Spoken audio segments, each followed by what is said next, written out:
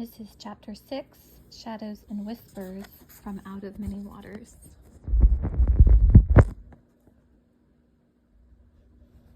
Catch her, Paulo. Be quick, grab her tail. Isabel opened her eyes with a start and saw a tangle of children's feet scampering over the deck near the longboat. She pulled back into the narrow end, tucking the edges of her frock in close. It's morning, she realized, and the children are playing on deck. I hope this rowboat will not look as inviting to them as it did to me. There she goes, Rochelle, after her! Suddenly, Isabel was staring into the glistening eyes of a black cat, which crouched under the opposite end of the boat. The cat glared at her as if Isabel were intruding into its hiding place. A small hand reached under the center of the longboat and groped about, trying to find the cat. The frightened animal arched its back and hissed a warning, and the small hand quickly withdrew. Move over, came a girl's commanding voice. I'm not afraid of a harmless little cat. To her dismay, Isabel saw a different hand appear under the boat, this one bigger and more aggressive. It waved around in wide arcs, expecting to find the cat, but to Isabel's horror, it grasped her burlap bag and pulled it into the sunlight of the deck. Isabel barely stopped herself from crying out and grabbing the precious sack. She could not survive without food and water, and the slowly ripening bananas were to help her judge how many days had passed. Get away, Paulo. I found it, and that makes it mine. Maybe it's a treasure left by pirates. My father says the seas are infested with pirates, and barely a ship escapes them. Perhaps a pirate hid his treasure here, planning to come back for it. Let's see. The children clamored for a look, and Isabel heard the sound of the sack's contents spilling out onto the planking. Eggs, she heard the girl's voice announce in disappointment. There's nothing here but eggs and bread and green bananas. Some treasure. And look, there's a small Bible. I guess this doesn't belong to pirates. Well, let's take it below deck anyway. We can use some fresh food instead of those awful dried biscuits. There was a sound of scuffling and the rustling of fabric. Stop, Paulo, commanded the girl in an arrogant voice. Look at him, everyone. He's hitting me. I think he expects me to put this back. Maybe we should leave it there, came a calm voice. It sounded like an older boy. We don't know whose it is or why it was there. It might be important to someone. If anyone wanted it, came the girl's confident argument, then they wouldn't throw it under smelly old rowboat. The voices trailed off. The children were gone, and Isabel's food was gone with them. The cat sat back, licking its fur and eyeing Isabel haughtily. Then it walked proudly out from under the boat. Isabel twisted the corner of her apron nervously. How am I going to stay here without food or water? Oh, Maria, I know I should have kept the sack close to me. Isabel's disappointment in herself and her despair at losing the food were overwhelming. She wanted to cry and let out all the emotions that were choking her.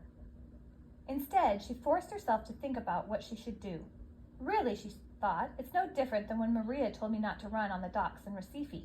I must stay calm. Isabel swallowed hard, and the lump in her throat seemed to lessen. She chewed absently at her thumbnail. First, she thought, I must remember everything that was in the sack. She forced herself to make a mental list.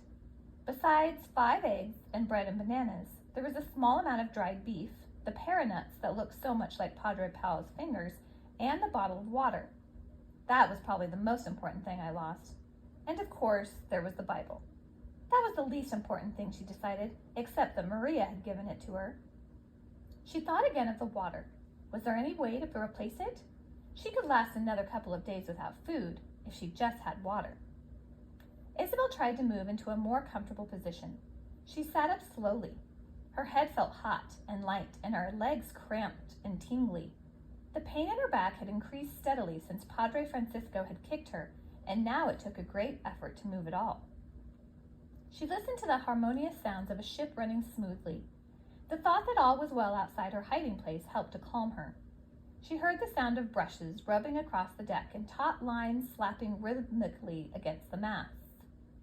Tiredness overcame her. Her eyelids felt heavy, and there was little to hold her attention and help her stay alert. Now she thought of the Bible that Maria had told her to read whenever she felt lonely. Why are you always right, Maria? She wondered. She knew now that even the book, which she had so casually dismissed as unimportant, would have been a welcome companion. As her head throbbed dizzily, Isabel lay down in her turtle-like shelter and tried to catch some of the breeze as it played coyly under the opening at the center of the longboat.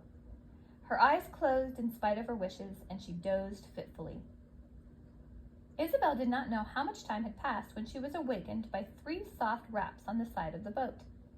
Had she imagined the sound? Everything around her seemed trapped in a dull haze. She listened intently and heard it again. 3 tentative knocks on the side nearest the ship's railing. She held herself still, but heard only the muffled noise of light footsteps retreating and the familiar sounds of creaking ropes, humming sails, and the slap of the ship as it cut into the waves. She put her face closer to the arched opening of the longboat and looked out cautiously. To her astonishment, she saw a piece of butter-yellow cheese and a small wooden cup only a few inches away. Is this a trick? She wondered anxiously. If someone knows I'm here, they could simply report it to the captain. They would not have to bait me like a mouse heading into a trap. It could be that someone has just left it there for a few moments, and if I take it, they will become suspicious. Then I will set my own trap. But what about the knocking on my boat? I did not mistake that. Not twice. The thought of the cheese consumed her as her stomach twisted in hungry knots and her dry throat seemed to nearly constrict her breathing. Quickly, she reached for the cup and then the cheese. She sipped gingerly at the water, finding the first few swallows painful to her parched throat. The cheese was moist and soft on her tongue, and it seemed the most delicious thing she had ever eaten. Isabel nibbled slowly, wondering if she should force herself to save some of it, but the piece was small and her hunger too great. When she had finished, Isabel set the empty cup back where it had been left and savored the lingering taste of the mellow cheese. Maybe you were right, Maria, and God is watching out for us. It seems someone wants me to survive. I hope you are safe. You would be proud of me for not crying when I lost the sack. I am trying to think carefully now, so I won't do anything foolish. The air grew cooler as the sunlight faded and the breeze grew stiffer. Isabel lay on her stomach, resting her head on her arms and pushing her face closer to the opening. The ship pitched and rolled in a soothing rhythm. How can anyone complain about the motion of a ship, she wondered. I feel as if I'm being rocked gently in a cradle. This time she willingly let herself fall back to sleep, for every limb and muscle felt weak, and the mere effort of keeping her eyes open was exhausting. Sleep also provided a release from pain and the increasing confinement of her hiding place. As she slept, Isabel dreamed she was at the monastery again, listening from her bed as 2 friars conversed in the shadows outside her door. Maria, she whispered, why are they speaking Spanish? Do you think it is so we will not understand them? A thick gray fog filled the room and obscured her vision until she could not see Maria, or her bed, or the 2 friars in the doorway, except for their feet. Isabel was surprised to notice that instead of their usual sandals, the 2 padres wore black leather boots. One pair was heavy and coarse, the other lighter, with thin soles and shining silver buckles. Then Isabel awoke. Perspiration drenched her chemise, but she felt chilled and shivered all over. She heard voices. This wasn't a dream. 2 men were conversing quietly in Spanish. The language was similar to her own Portuguese, and she understood several words, but she could not follow the entire conversation. One man seemed to give orders to another, and the second one protested. Silencio, came a sharp reprimand. Es necesario. What is necessary? Isabel found herself wondering, and why are they speaking so softly? Her eyes kept closing, and she was having difficulty concentrating on their words. Then came something about La Carta. Was he telling the man to change a map or change a chart? Sí, yo comprendo, came the second man's voice. I understand. He had a raspy voice and repeatedly cleared his throat. Now he coughed. Pero yo quiero un deme del rescate. Isabel understood that. It meant, I want half the ransom. The first man argued back angrily, firing off a rapid stream of words. Tenemos una semana, he said finally. We have 1 week. Then came something about Cuba and una carabela. What was that? The words were hazy and unclear, and their meaning escaped her. Suddenly a word caught Isabel's attention. It was La Inquisition. That was a word she would know in any language. Why were sailors on a Dutch ship talking about the Inquisition? Strong beams of moonlight lit the deck and reflected on the men's polished boots. As in her dream, the boots were all Isabel could see. One pair was indeed heavy black leather, like a sturdy work boot. These must belong to one of the sailors. But the second pair was different. They had thin soles and appeared to be made of fine, soft leather. More to Isabel's surprise was the fact that atop each boot, a filigreed buckle glimmered in the moonbeams. They looked like her precious silver combs. She blinked in disbelief, at the same time running her hands along the sides of her chemise. The familiar shapes met her grasp. Her treasure was safe. Not everyone on the ship is Dutch, she realized, and some are aware of the work of the Inquisition. Have the friars at the church offered a ransom to find me and turn them over to the religious courts?